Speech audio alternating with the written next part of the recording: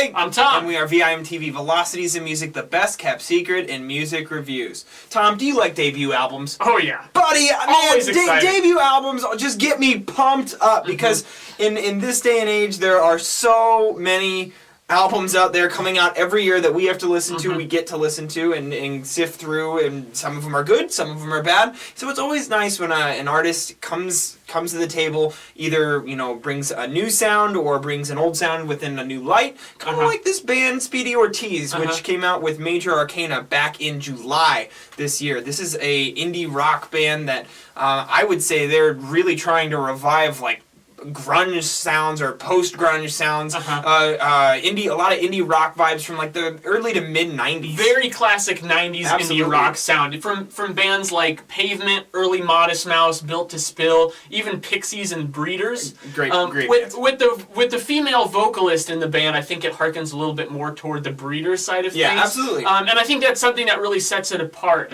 sets Speedy Ortiz apart from some of the other indie rock bands out there today. Yeah, and definitely a focus, I think, in the instrumentation on that grungy, just distorted guitar. Most of these tracks have a combination of you know, where they're trying to do some sort of dynamic climax in each track. They'll actually just have this like just grungy ring to the chorus. But then there's also a lot of really nice melodies, little low-key melodies. That, to me, reminded me a lot of, you know, Modest Mouse or Pavement. Definitely, especially in those dueling guitar melodies. You have a guitar melody going, they're kind of panned to the different sides of your head if you're listening on headphones, pan to the left and right channel, that, you know, they'll kind of line up at first, and then maybe at the end of a line they'll split off and do something different, and I think it adds a lot of intrigue to this sound. It really grabs your attention when moments like that come up, and there's a lot of just kind of sonic dissonance in the notes that they're using for those lead guitar lines, which is pretty classic too, as we said, bands like Pavement, bands like Modest Mouse. But really where they kind of take it and bring it in a different direction is, I think, just with the intensity and just the quality of execution.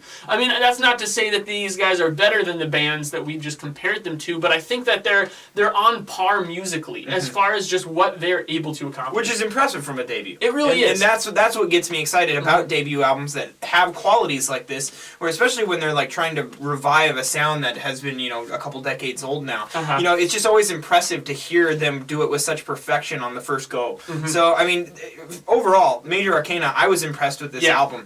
Specifically, what I liked about this is how they structured the album. This album does not follow a formula. It does not. A lot of the ideas, I think that, you know, the first couple listens into this, I really liked the sound that they were going for. I thought that they did a good job of emulating the bands they want to emulate, which we've noted, but also putting that unique spin on it with the vocalist, who she's very, very talented in how she does her vocal presentation. She can do more intense vocal parts. She can do softer, kind of more austere kind of vocal melodies, and just her sense of presence on when she's singing really just fits the music very well.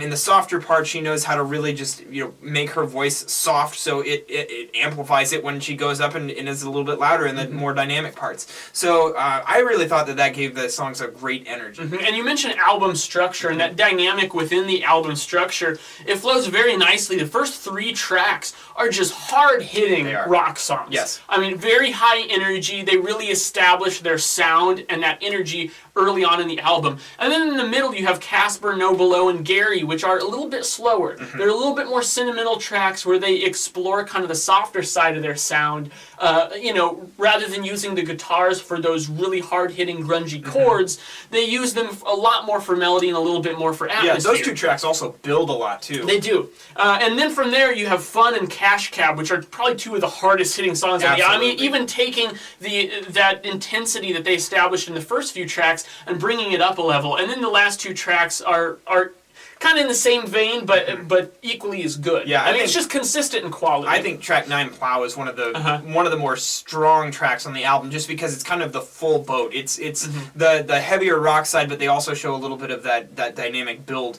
that they did in Casper and No Below. So this was a fun album to review. I mean, I really got into it. The more I listen to it, the more I like it. The issue is just that, you know, the ideas that they're presenting aren't the most unique, especially on first listen. After you dig into it a little bit, I find things that I like that they're doing that separate this from other bands that I've heard. But still, I would like to see this band, you know, in subsequent albums, make their sound even more unique.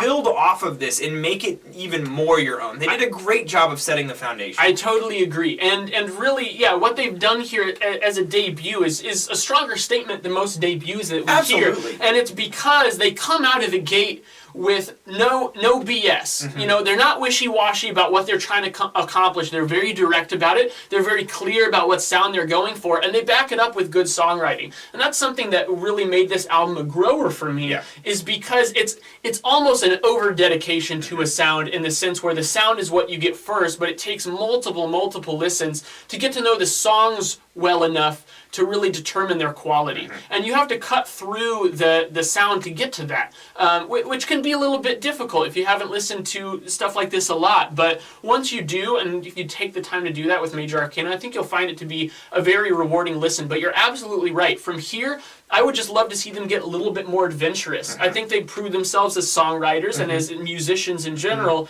and there's a lot more room to grow. Absolutely. I'm feeling a strong 81 on this. I am right with you. Cool. 81 from Velocities in Music. That's a mark of a must-listen record. Now, you've probably, if you're into indie rock, heard about this album earlier in the year. Many of you actually requested for Tom and I to review this album over the past few months, and so as we go back and you know, peruse albums that we didn't get a chance to review earlier in the year as we prepare for the end of 2013 as a music year. This is one of the highlights that we definitely wanted to come back and review. 81. If you haven't listened to it yet, please go out and do so. Let us know your thoughts, reactions to Major Arcana at www.velocitiesandmusic.com or youtube.com/velocitiesandmusic. As always, follow us on Twitter, like us on Facebook. And, you know, if you have any album requests, please send them this way. We would love to honor them. I'm Jake. I'm Tom. And we are VIMTV, moving music critique forward. The first time you show